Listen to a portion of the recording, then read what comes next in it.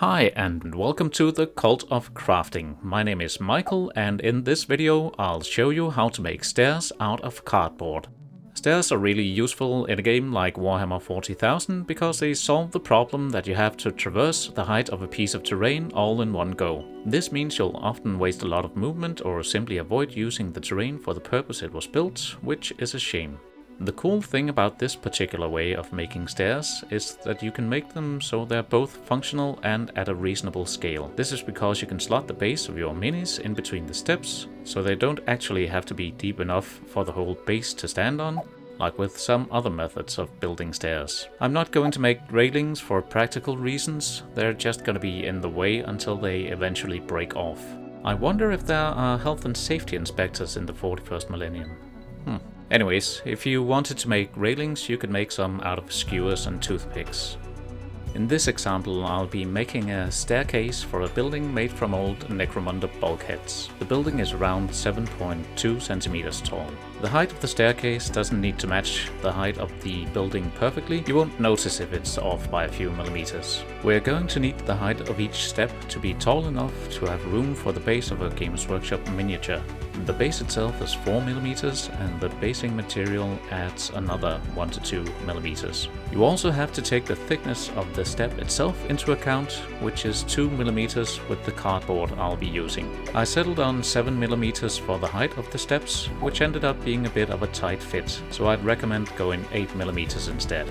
I'll be making a grid to use as a guide to measure out the sides of the stairs. I'm going to make both the height and depth of the steps the same, which will give the stairs a slope of 45 degrees. If you wanted the stairs to be steeper, you could make the grid narrower. If, on the other hand, you wanted the stairs to be shallower, you'd make the grid wider.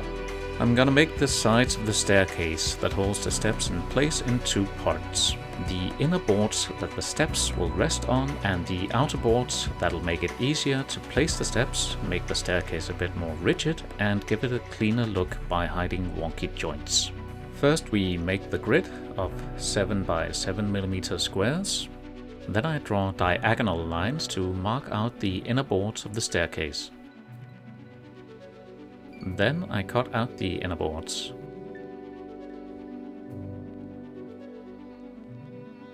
Now we have 6 boards, which is enough to make 3 staircases. I made them as wide as a piece of cardboard I used, so I have to shorten the ones I'll be using for this staircase. But instead of using them now, I could save a few and use them as templates, so the next time I don't have to spend time measuring out another grid.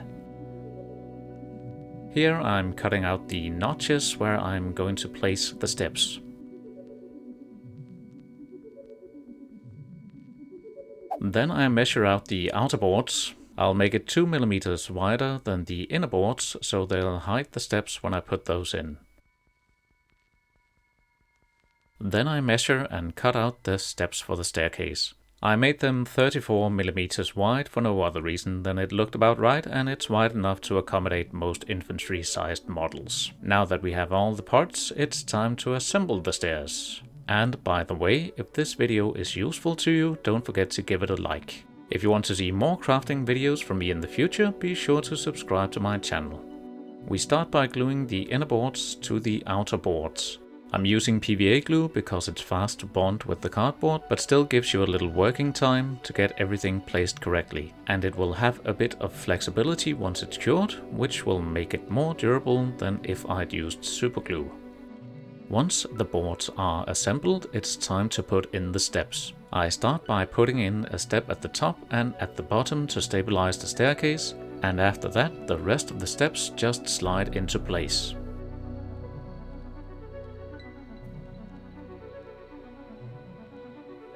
Then I give it a coat of PVA diluted with water to harden the cardboard, and then I leave it to dry. Then I trim the ends of the sideboards so they can sit flush against the building or the ground.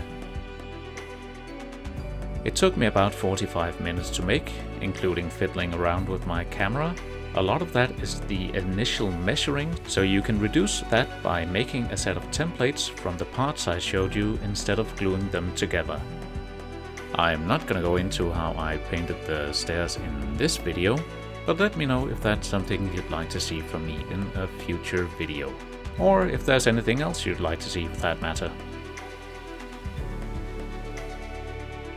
Check out this playlist if you want to see more guides on how to build stuff out of cardboard. I hope this guide was useful, thanks for watching, and I'll see you in the next one.